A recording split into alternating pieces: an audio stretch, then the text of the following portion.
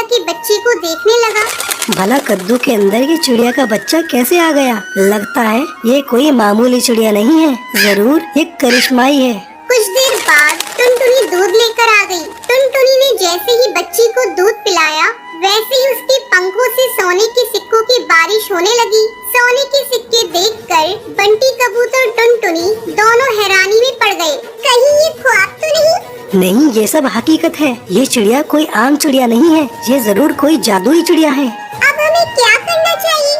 हमें इसका अच्छे से ख्याल रखना चाहिए जब तक इसके माता पिता नहीं मिल जाते। अब तक हम गरीब थे, लेकिन इतने सारे सोने से हम अमीर बन गए हैं, तो अब हमें गरीब पक्षियों की मदद करनी चाहिए। आप बिल्कुल सही कह रहे हैं। गरीबी की तकलीफ क्या है वो हमें ही पता है। टुनटुनी और बंटी कबूतर ने उस चिड़िया का बहुत अच्छे से ख्याल रखा और सोना बेचकर मिले हुए पैसों से दोनों ने गरीब पक्षियों की मदद करना शुरू कर दिया। वो दोनों रोज जंगल के गरीब पक्षियों को खाना बांटा करते थे।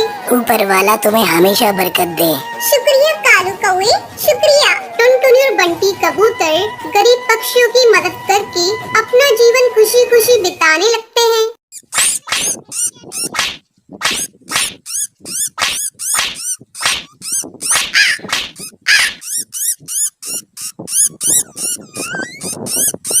एक समय की बात है, सुंदरवन जंगल में टुनटुनी चिड़िया अपनी सौतेली बहन पिंकी चिड़िया और अपनी सौतेली माँ रानी चिड़िया के साथ रहा करती थी। टुनटुनी की माँ टूनी चिड़िया की मौत कुछ महीनों पहले एक सांप के काटने के कारण हो गई थी।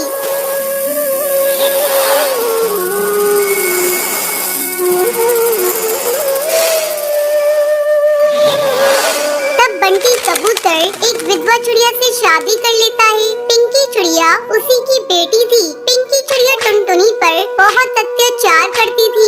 एक दिन टुनटुनी खाना पका रही थी, तभी पिंकी वहाँ आती है और टुनटुनी से कहती है, मैंने तुझसे चाय मांगी थी, तूने अभी तक मुझे चाय नहीं दी।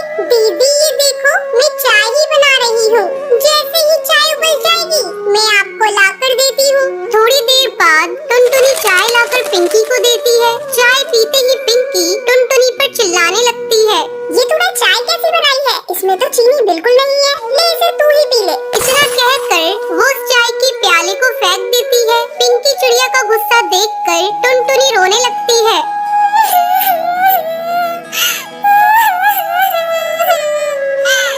टुनटुनी की रोने की आवाज सुनकर रानी चिड़िया वहाँ आती है। तब टुनटुनी रोते हुए उससे कहती है,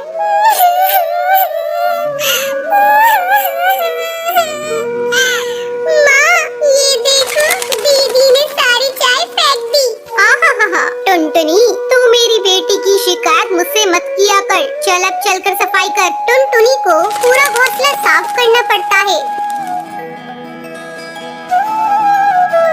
दिन भर काम करने के बाद टुनटुनी रात को अपने घोंसले में जाती है और अपनी माँ की तस्वीर के सामने फूट फूट कर रोने लगती है।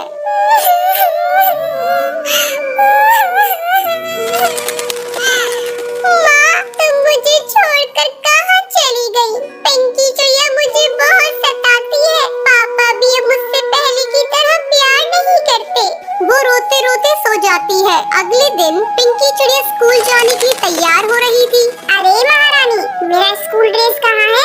तूने प्रेस तो कर दिया है ना? पिंकी की चिल्लाने की आवाज सुनकर टुनटुनी वहाँ आती है और कहती है, नहीं दीदी, कल मेरा हाथ रोटी बनाते समय जल गया था, इसलिए मैं प्रेस नहीं कर पाई। तू खा खा कर मोटी हो गई है, तुझे चर्बी चढ़ गई है, अब तुझसे कोई काम नहीं होता। माँ, इसे अभी इसी वक्त घर से बाहर निकालो, अब ये हमारे किसी काम की नहीं। तब रानी चिड़िया पिंकी से कहती है, बेटा, अगर हम लोगों ने इसे घर से बाहर निकाल दिया तो इसका बाप हम लोगों को भी घर से निकाल देगा। इसका दूसरा इलाज है मेरे पास। इसी तरह कुछ दिन गुजर जाते हैं। अब रानी चिड़िया टुनटुनी को खाने के लिए बहुत थोड़ा सा खाना देती थी। धीरे धीरे टुनटुनी कमजोर होती जा रही थी। एक दिन रानी चिड़िया टुनटुनी से कहती है, टुनटुनी, जब कुएं से पानी भर ला, पीने का पानी खत्म हो गया है। माँ, मैं कुएं से पानी कैसे निकालूंगी? मैंने कभी कुएं से पानी नहीं निकाला, मैं कुएं में गिर जाऊंगी। तो डरती क्यों है? तेरे साथ पिंकी चिड़िया भी जा रही है। हिम्मत करके टुनटुनी पानी भरने के लिए कुएं पर जाती है। जैसे